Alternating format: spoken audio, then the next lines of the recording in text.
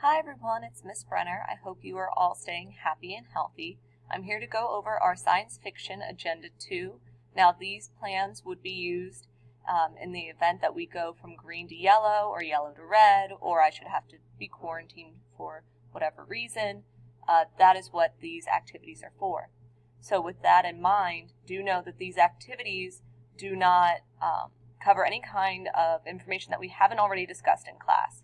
We're going to be talking about elements of plot and conflict, and we will be looking at new stories, so there's new things to read and enjoy, but same context that we were already covering.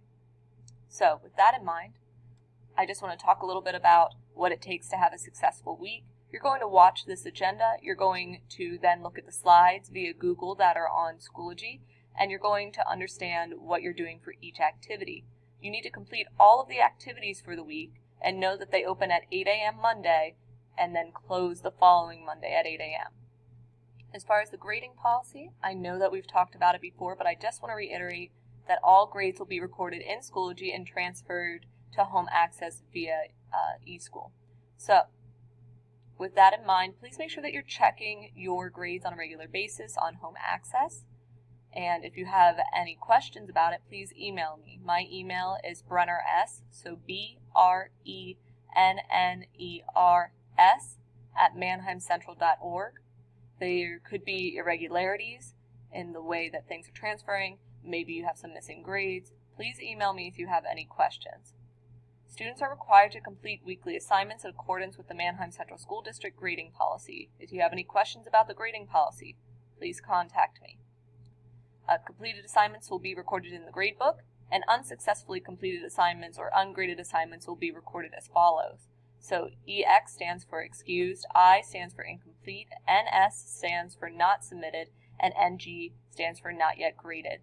Now NG would only be used in the case of like large projects or exams, or essays where I haven't had time to grade all 20 essays yet. However, I want you to be aware that you did turn it in and I do have it and I'm working on grading it.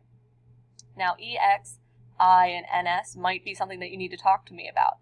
If you have an incomplete assignment or something that's not submitted, we want to try and complete late work so that way you at least get some of the credit. Alrighty. So week 1 expectations. Or sorry, not week 1. Sub-agenda 2. Expectations. We are going to be talking about grading policy, which we went over already. Our course structure, I'm going to show you where everything is linked on Schoology. Our weekly assignments, we're currently doing it. Grade points breakdown, we've gone over grading. And elements of plot. At this point in time, we should all understand elements of plot and conflict. So we're going to continue forward. Students will know how our online class expectations follow and the elements of plot. Students will be able to use Zoom platforms, they'll be able to respond on Schoology, and they'll be able to use Google Documents and assignments. Essential questions: how does the author's perspective impact the plot of a story, and how do characters' behaviors push the plot forward? So, Activity 1, we're going to be reading an audio short story. We're going to be reading The Lottery, and you're going to, for Activity 1, complete pages 1 through 4. You can listen to the audio along with reading the PDF. Both copies are linked on Schoology. So we're going to read The Lottery by Shirley Jackson. There are also questions linked in the Activity 1 and 2 folder that are labeled The Lottery Reading Questions. So if we go over to Schoology and we click on the Sub 2 folder,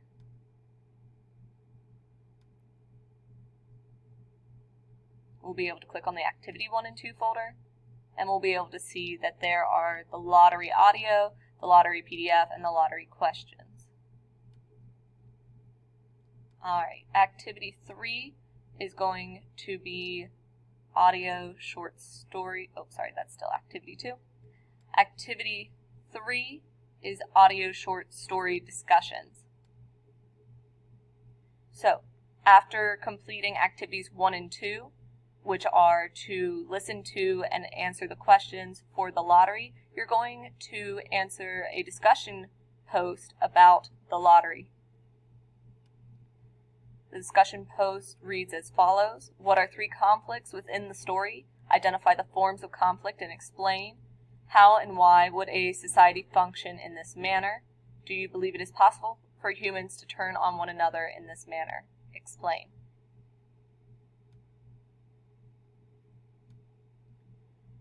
So, on Wednesday, during this week, you are going to have 4 different options for writing prompts.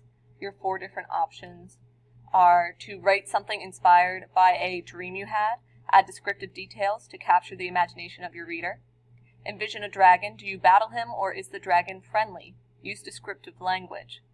Imagine you are someone's shadow for a day. What adventures might occur if this were to happen? And what if your reflection in a mirror started to talk to you? What might you in the mirror say?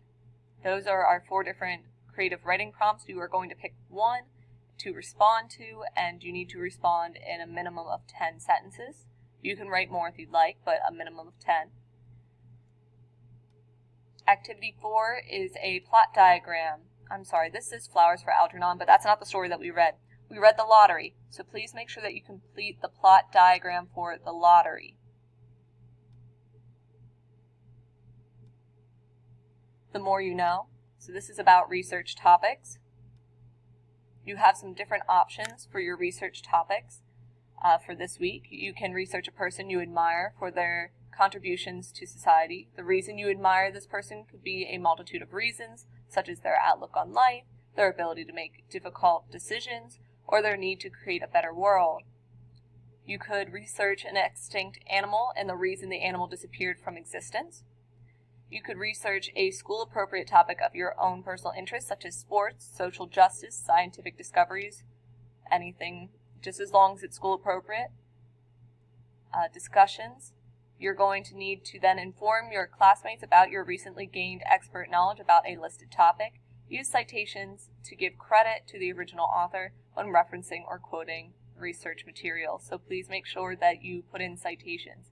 We do not want to plagiarize in this activity.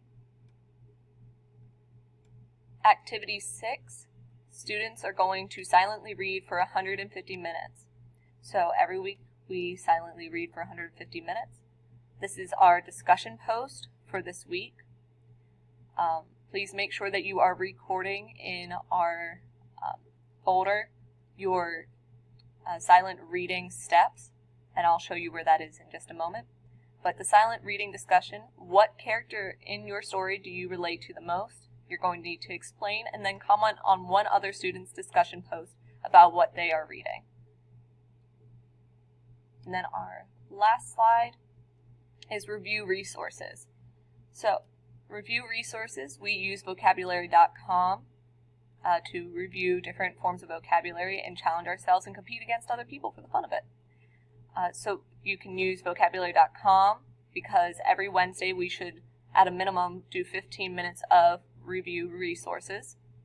We also use IXL, which I highly recommend going through Clever if you're going to use IXL, because it will directly link you and you don't have to use any kind of password or information.